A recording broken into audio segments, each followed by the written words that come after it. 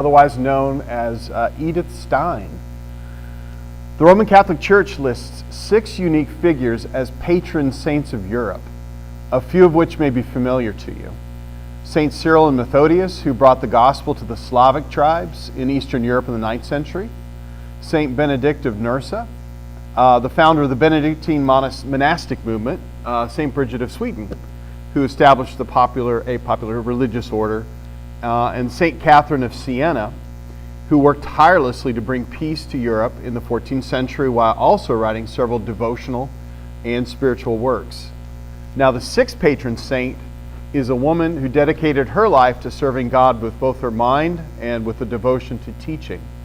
Saint Teresa Benedicta of the Cross, born Edith Stein, would give her life wanting to stay and minister to her fellow Jewish Christians, even at the cost of her own life. Edith Stein was born in Breslau, Prussia in 1891, the last of 11 children born to observant Jewish German parents. Her father owned a lumber mill, but he died when she was the age of 2. So her mother had to take over that while trying to take care of a large household. So she's a very ambitious woman who wanted the best for her children as well. So she got growing up, Edith was a very bright student, and her mother eventually sent her to the University of Breslau at first, where she studied psychology, but then found a real passion for philosophy. And so she ended up transferring to Göttingen University in Germany. While studying for a doctorate, she became the first paid assistant to Edmund Husserl. And he was a very important figure in 20th century philosophy. He was the founder of the philosophy of phenomenology, which both affected psychology and mathematics and philosophy. Phenomenology, which sought to reconcile the human experience to both the natural and spiritual worlds. While she had, I wouldn't say go and become an atheist, but she found no really role for God in her own life as a Jewish person. By the age of 14, her studies in philosophy had led her to read the works of Saint Teresa of Avila, Saint John of the Cross, Thomas Aquinas, and Cardinal Henry John Newman. And she realized and saw the truth that she could live a life of both faith and intellect. And that led her to conversion to Catholicism, and she was baptized into the Catholic Church on January 1st, 1922. Obviously, this caused quite a bit of a disturbance in her own family, and her mother never quite reconciled the fact that her daughter, who was born on Yom Kippur, was now a Catholic Christian as well. But it wasn't a permanent break, but it was a difficulty in their relationship. Now, as a woman, she had a difficult time establishing a career path in the German academic world. There really was no place for a female professor in German academic life. And she actually had difficulty even getting her doctorate approved. There was one last stage that she couldn't get past because the professors in charge just didn't see any role for her teaching at a university. So at that point in her life, she really felt that she had a call to live a life as a cloistered Carmelite nun. But her spiritual leaders in the Catholic Church believed that her time would be better served serving the church as a teacher in a Carmelite school instead of becoming a nun. So that gave her time to continue her work in spirituality, spiritual writing, some important works in phenomenology, in philosophy as well, throughout the 20s. So she served as a teacher in Catholic schools in Germany until the rise of Hitler in 1933. Since she was born a Jew, she lost her teaching positions at the public universities where she was teaching at, and she had been at a public school, her last position. And then at that point, her spiritual leader said that this would be a good time for her to go ahead and take vows as a Carmelite nun, and that they felt that that would protect her as a teacher of as a member of a Catholic religious order. So she was able to continue her philosophical and spiritual writings until 1938, when after the Kristallnacht and the real strong persecution against German Jews had reached their peak. So at this point, she was smuggled into a Carmelite monastery just across the border in the Netherlands. She and her sister, who had also become a Christian at this point. So at this point, she had a growing premonition that she would not survive the war once the Germans conquered the Netherlands in 1940. But she was willing to sacrifice her life if it would help in the cause of bringing peace.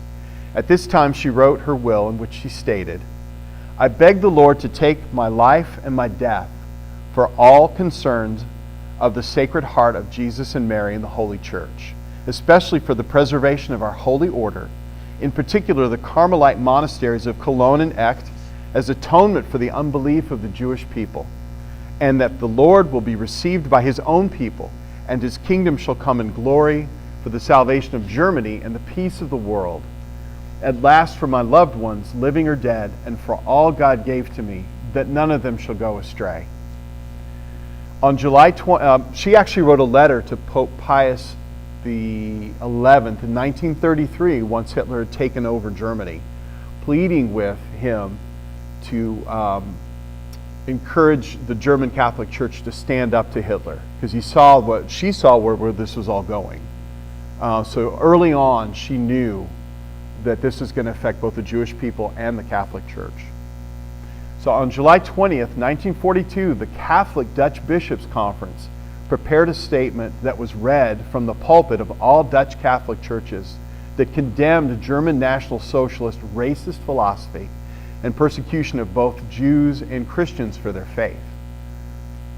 In response, on July 26th, the German governor of the Netherlands ordered the roundup of all Christian Jewish converts in the country who had previously been spared any arrest.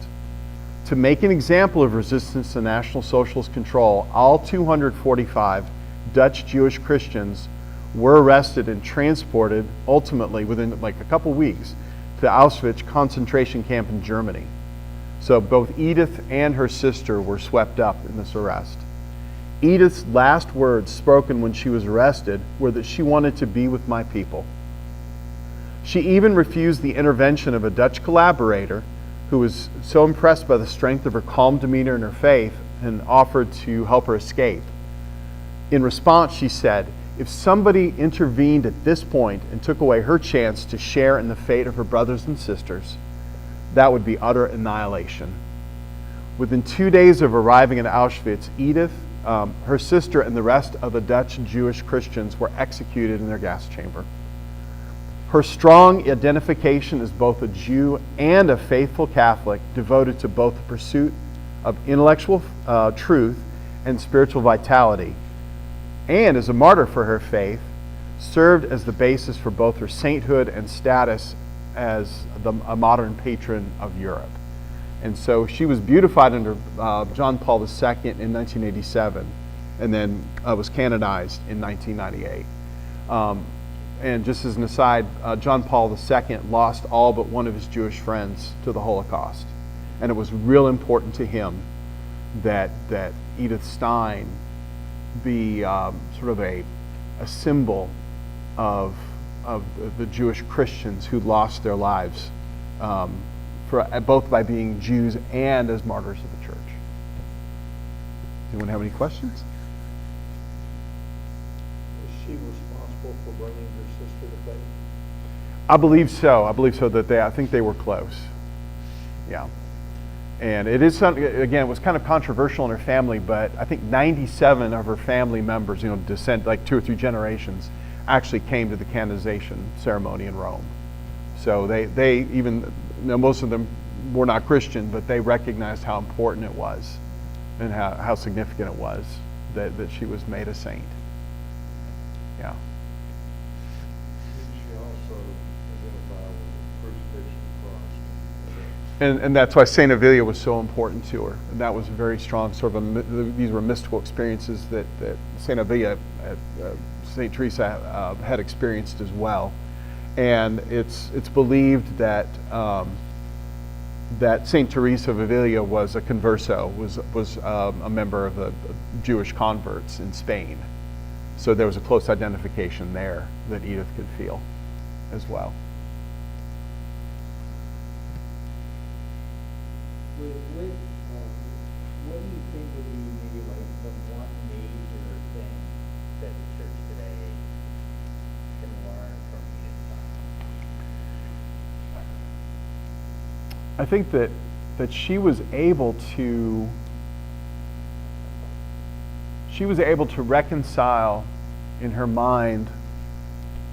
I mean, she had kind of a what would appear to be a very divided experience, both intellectually and I guess ethnically, I suppose, in that that as coming from agnosticism to faith, and then coming from a cultural and spiritual Judaism to what seemed to be its opposite, but in her mind, Jesus was the Messiah, fulfilled the promises made to the Jews, and in the same way, and her philosophical quest ended with her being able to reconcile both just the normal physical experiences of being human, and yet the spiritual realm that people also experience.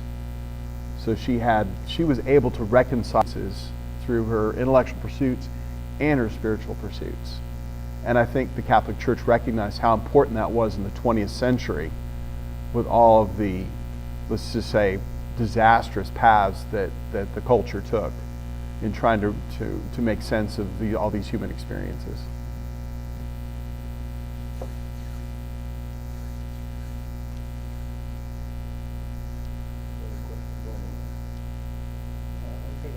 Yeah, if anyone's watching online have any questions, I'd be happy to take them.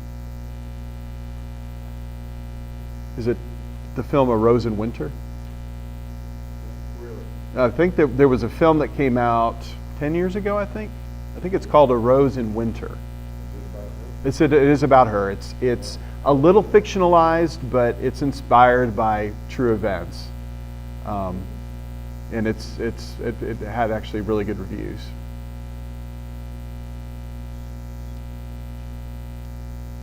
That might be something to look up.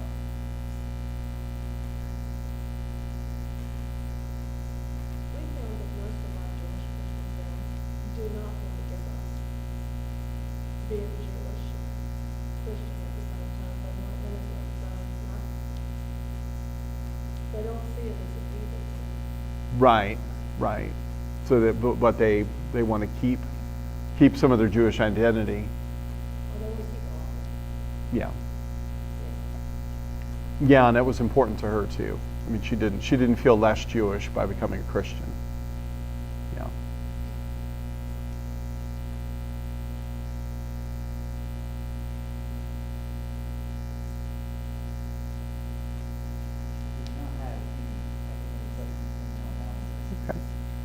Okay.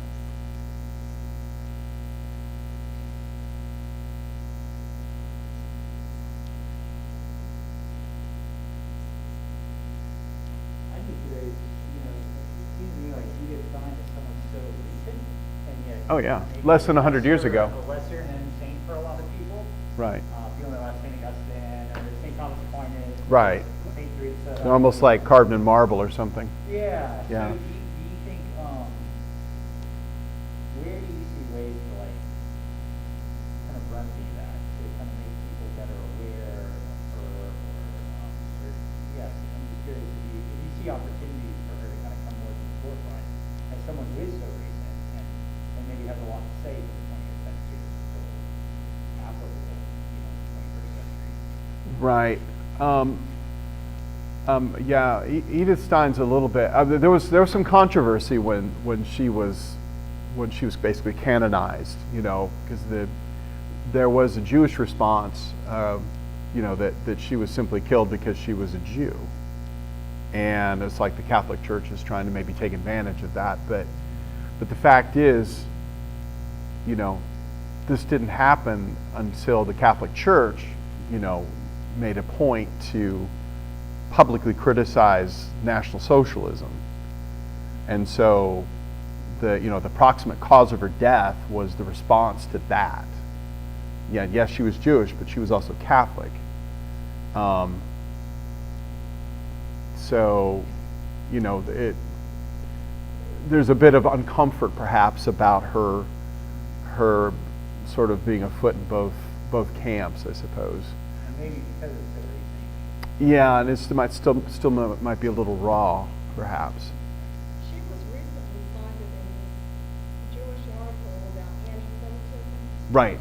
by them as being an important person. And I thought, on Jonathan Sack's website, Edith Stein's talked about it. And she did write some very, very significant philosophical works during all this time that she was a Christian. That it only helped, I think, her development as an intellect. And the example that, and I think the German Gauleiter, or the governor of the Netherlands, I think he was one of the ones rounded up and hung after Nuremberg. Yeah, so he paid for what he did and how he ruled the Netherlands. It was pretty awful. 70% of Dutch Jews died in the Holocaust. 70. Yeah. So I mean, that's Anne Frank. So the 10 Jews. So. When I read about her, the thing that came across was that, yeah, she was in the gas chamber, but she was a willing martyr. Right. She had all kind of choices that not to do that, and said no to all those choices. Well, like Dietrich Bonhoeffer, she was offered offered a job to come to America in 1940 before we were in the war to get her out of there. Yeah. And both about the same time, both Bonhoeffer and Edith Stein turned that down. They felt like that'd be running away. So it's almost as like she it was prepared emotionally Right. to And she saw it a very good thing to share in the sufferings of Christ. right. And there are verses that say that, but she believed the verses. Right. I mean, she did not think it was too great a cost. Right. Yeah. And then by the time she had made that choice, I mean, like I said, it would be like annihilation. It would be like completely violating who I am as a person to run away at this point, to save myself. So, and interestingly enough, I think the reaction the German government had to the statement by the Dutch Bishops' Conference had a chilling effect from there on out, as far as what the Catholic churches in Germany and the Pope and all, they had to be very careful about how they pushed back, because they didn't want a repeat of that. So, so I think it was Pius XII. I think it was.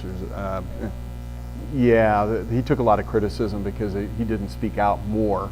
But I think this is one reason why they couldn't have these big public statements anymore, because they didn't want a bunch more people killed. If they could help it. So Now, when she was canonized, they changed her name? the Saint Teresa Benedicta is the name she took when she became a nun. Okay. I got you. Right. And that's when they list her as a patron saint, that's her, but it's Edith Stein. Right. Yeah. And what's the whole purpose behind The the name change? name change, I think when people take monastic vows, they often take on like a new persona. And they quite often will take a name change based upon, saints that are important to them. Yeah. So. And I don't know this for sure. I think it might be rooted in that when pagans were becoming baptized, they would take a Christian name and kind of leave their pagan identity behind. And I think that continued so that when nuns or some like the popes, who are now, right, where Pope Francis now with his birth name, Right. I think they're taking on some name, someone who's been particularly meaningful to their spirituality. Right, Saint Teresa of the Saint Teresa Benedict of the Cross. Yeah. Yeah. Well, Lloyd, thanks so much. This was great. Yeah, I enjoyed it. It was very educational for me to dig in. Yeah. Great person. I've not known a whole lot about either. Right. I mean, she actually went and witnessed to Edmund Husserl as well. He was a nominal Protestant. I mean, he was born Jewish, but a lot of educated Jews at the time, to get government work in Germany, would convert to Protestantism. So it was just pro forma. So he wasn't particularly a practicing Christian, but after her conversion, they had a close relationship, and she witnessed to both he and his wife in, I think, the late 20s. So it was very interesting. Boys, for someone who is such an intellect as her, is there any starter book you come across that's a good, if someone who wanted to read? There. I know some of her stuff. That's the tricky thing, and I don't have the name. There have been a couple of good biographies of hers, Okay. and We'll give you one Okay. Friday. But there's a nice book, I can't remember who put it out, called Salvation Has Come from the Jews. And so it has the story of the Bible in 20 minutes, like the bishop did. It goes through that.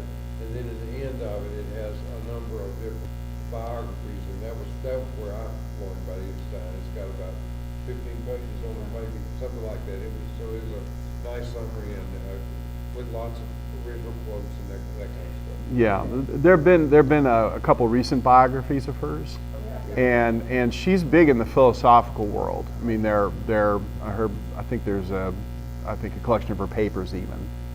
So she was actually able to produce quite a bit of work, as an academic in several different fields. I think she wrote a very important paper on empathy, and how that fits into phenomenology. So phenomenology really helped reground European philosophy back into reality, because it was going off in all kinds of directions, and it helped put new vitality into the field going into the 20th century. So, and I think probably I didn't want to go on a rabbit trail with on the psychological side, but I think that's been a very, very helpful approach to therapy. Certain forms of therapy have their basis in phenomenology. So, Fascinating. yeah. So Husserl is a very interesting figure himself. So, Great. yeah. Thank you again. All right, appreciate it.